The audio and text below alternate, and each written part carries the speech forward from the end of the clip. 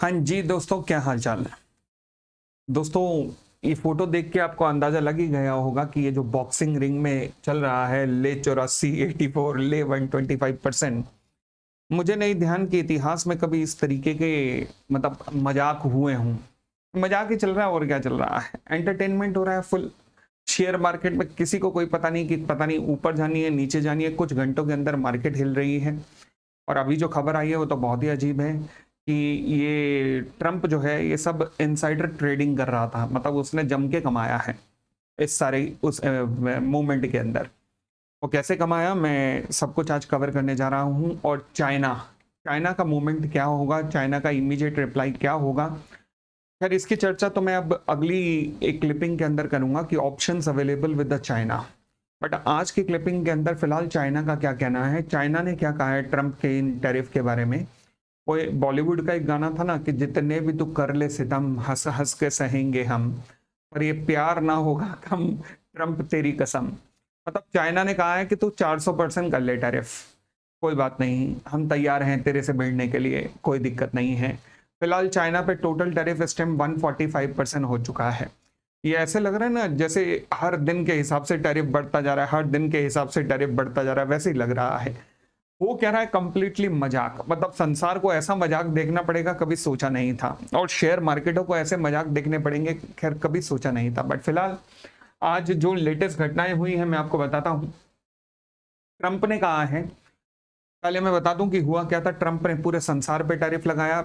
हम बार बार चिल्ला रहे थे इस चैनल पे कि भैया संसार टारगेट नहीं है, चाइना टारगेट है, चाइना टारगेट है। वही हुआ, चाइना को छोड़ के बाकी सब पे रोक लगा दी। अब आज स्टेटमेंट आई ट्रंप की, क्योंकि रोज ही स्टेटमेंट आती है इसके ऊपर, तो केवल एक न्यूज चैनल केवल इसी के ऊपर चल सकता है कि ट्रंप ने आज क्या किया। और वो न्यूज चैनल बहुत सक्सेसफुल होगा, वैसे हमारा भी उसी पे ही चल रहा है आजकल। तो ट्रंप ने आज क्या किया, उसने कहा जी ऐसा है कि जो मैंने बाकी देशों को 90 डेज पे होल्ड पे रखा है ना, उस 90 डेज को मैं आगे भी बढ़ा सकता हूं। ओके, तो इसका मतलब है कल जब इंडियन स्टॉक मार्केट खुलेगी तो वो बहुत पॉजिटिव खुलने की मुझे तो संभावना लग रही है। बट अगेन कोई बाइंग सेलिंग नहीं है, वैसे मुझे लग रहा है कि गैप अप ओपनिंग होगी, देखिएगा जैसे यूएस की मार्केट में हुई थी गैप अप ओपनिंग जब ट्रंप ने सारे रोक दिए थे टैरिफ।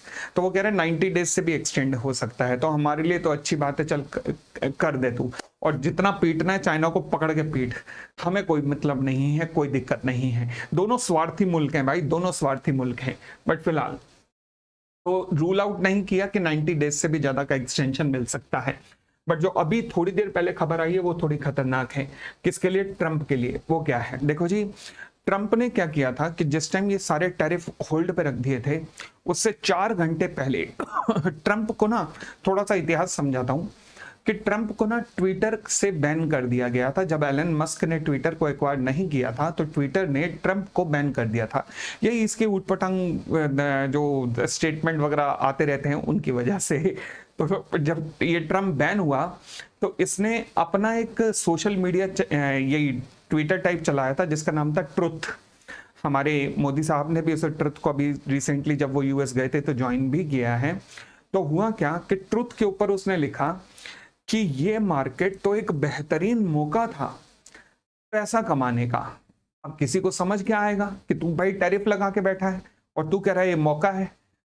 उसके 4 घंटे बाद, इस ट्वीट के 4 घंटे बाद, इस बंदे ने सारे टैरिफ वापस ले लिए, चाइना को छोड़कर सबको।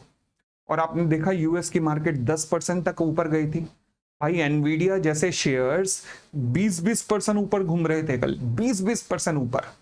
सोच सकते हो कि हमारे यहाँ तो अगर कोई बड़ा नेता ऐसा कर जाए तो शायद फिर भी सोचा जा सकता है कि शायद बच जाए हमारे यहाँ पर, क्योंकि केस चलेंगे, फिर केस पे केस चलते रहेंगे। बट वो यूएस है, वो तो बड़े पार्टिकुलर है इन चीजों में। तो फिर तो उन्होंने अब कोर्ट ऑफ इंक्वायरी शुरू कर दी है। हालांकि जेन्युइनली तो मुझे कहीं लगता ही नहीं कि ट्रंप को बचना चाहिए, इस इंक्वायरी में फंसने के चांसेस पूरे हैं। बट आगे क्या होगा ये मुझे भी नहीं पता, क्योंकि यूएस वाले क्या करते हैं, क्योंकि सारा कुछ तो अब इसके नियंत्रण में है ट्रंप के इस वक्त। और तो और सुप्रीम कोर्ट के जो जजेस भी अपॉइंट किए हुए हैं वो इसी के अपॉइंट किए हुए हैं। तो वहां पर बिल्कुल इम्पार्शियलिटी से डिसीजन होगा, थोड़ा सा मुश्किल है, क्योंकि हालात वहां पर भी अब बदल चुके हैं यूएस के अंदर। तो फिलहाल अब इसके ऊपर कोर्ट ऑफ इंक्वायरी शुरू हो गई है। कोर्ट ऑफ इंक्वायरी का जब रिजल्ट आएगा तब की तब देखी जाएगी, बट प्राइमा फेसाई देखते ही ये लग रहा है कि भैया इनसाइडर ट्रेडिंग का तो केस बनता है, क्योंकि इसने ट्वीट करके दिखा दिया है कि अपनी पोजीशन पहले ही ले चुका था। इनसाइडर ट्रेडिंग का मतलब होता है कि आपके पास कोई ऐसी कॉन्फिडेंशियल इंफॉर्मेशन है जो अगर आम जनता के पास आ गई तो फिर मार्केट प्राइस को प्रभावित कर सकती है। अगर किसी शेयर से रिलेटेड भी आपके पास ऐसी इंफॉर्मेशन है तो भी इनसाइडर ट्रेडिंग होगी, और अगले के पास तो पूरी मार्केट से रिलेटेड थी। 4 घंटे पहले ट्वीट करना सारे टैरिफ वापस लेने से पहले कि भैया ये तो मौका है खरीदने का, क्योंकि तू राष्ट्रपति है, तुझे पता है तू क्या करने वाला है, और 4 घंटे बाद तो फिर वापस ले रहा है। क्या ये गलत है? बिल्कुल गलत है। इसने पूरी संसार की मार्केटें गिरा दी, संसार की मार्केटें गिराकर, यूएस की मार्केटें गिराकर फिर अपनी पोजीशन बनाई होगी, ये मुझे चांसेस लग रहे हैं। अगर ये केवल तभी बच सकता है जब ये प्रूफ हो जाए कि इसकी फैमिली और इसने कोई भी पोजीशन नहीं बनाई थी। अगर ये पता लग गया कि इसके दोस्तों में, रिलेटिव्स ने, इसकी फैमिली ने, इसने कहीं भी कोई पोजीशन बनाई थी, तो इनसाइडर ट्रेडिंग में दोषी पाया जा सकता है।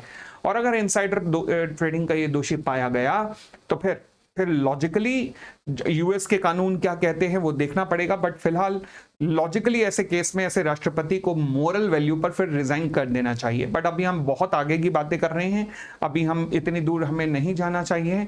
और मैं कहूंगा कि जैसा भी है, जय भी है, जो भी है, ट्रंप भारत के लिए अच्छा है, भारत के लिए अच्छा है, और हमारे दुश्मन चाइना के लिए बुरा है। तो इसलिए मैं तो यही दुआ करूंगा कि बाइडेन से अच्छा ट्रंप है, बाइडेन जैसे से अच्छा या कमला हैरिस से अच्छा ट्रंप है। क्यों? क्योंकि वो मेरे देश, मेरे भारत के लिए अच्छा है। बाकी चाइना के साथ जो मर्जी करे, मुझे इससे कोई मतलब नहीं है। मैं भी इस मामले में स्वार्थी हूं और आप भी स्वार्थी बन जाइए, क्योंकि चाइना कोई हमारा मित्र है नहीं। चाइना, ट्रंप अगर उसे पेल रहा है तो पेलने दो, पकड़ गए। बट फिलहाल ये थी आज की न्यूज कि चाइना से तो मुकाबला उसका चलता रहेगा। आगे चाइना ने भी कहा है कि मैं मुकाबले के लिए तैयार हूं, बट ट्रंप के ऊपर फिलहाल कोर्ट ऑफ इंक्वायरी शुरू हो चुकी है। कल मैं आपको इस टैरिफ वार के अंदर बताऊंगा कि चाइना के पास अब यहां पर 2 मौके हैं। वो 2 मौके ऐसे हैं जिससे चाइना जो है ट्रंप के यानी कि यूएसए के ऊपर जोरदार थप्पड़ लगा सकता है, यूएसए को भी। पहला मौका क्या है जो उसने करना भी शुरू कर दिया है, वो है अपनी करेंसी को डीवैल्यू करके। और दूसरा है चाइना के पास यूएस मार्केट के 9% यूएस बॉन्ड्स हैं, वो उन्हें बेचना शुरू करके। और दोनों ही काम ऑलरेडी चाइना शुरू कर चुका है। कल मैं डिटेल में इस पे चर्चा करके आपको बताऊंगा कि इस तरीके से चाइना यूएस को किस तरीके से हिला रहा है और यूएस की स्टॉक मार्केट को किस तरीके से पूरा शेक कर सकता है चाइना। कल मैं पूरी डिटेल में इसके ऊपर आपके ऊपर वीडियो लाऊंगा जो कि बड़ी नॉलेजेबल होगी। फिलहाल बहुत बहुत धन्यवाद। अच्छा, अगर आप स्टॉक मार्केट के बारे में ज़्यादा से ज़्यादा ज्ञान प्राप्त करना चाहते हैं, किसी फंडामेंटल शेयर में क्या क्या चीज़ें देखी जानी चाहिए ये जानना चाहते हैं, तो हमारे इस YouTube चैनल पर ही ज्वाइन का ऑप्शन है, जिसे क्लिक कर आप ज्वाइन कर सकते हैं। ठीक हो गई इतनी बात। इसके अलावा अगर आप किसी पार्टिकुलर कंपनी से रिलेटेड इंफॉर्मेशन वगैरह प्राप्त करना चाहते हैं, या फिर आपके पास कोई कंपनी है, आप चाहते हैं मुझे कि सर उसका एनालिसिस करके आप मुझे बताएं, या फिर उसके फाइनेंशियल्स का एनालिसिस कीजिए, तो आप लिख सकते हैं अपनी कंपनी का नाम भी। Thank you, bye bye, take care.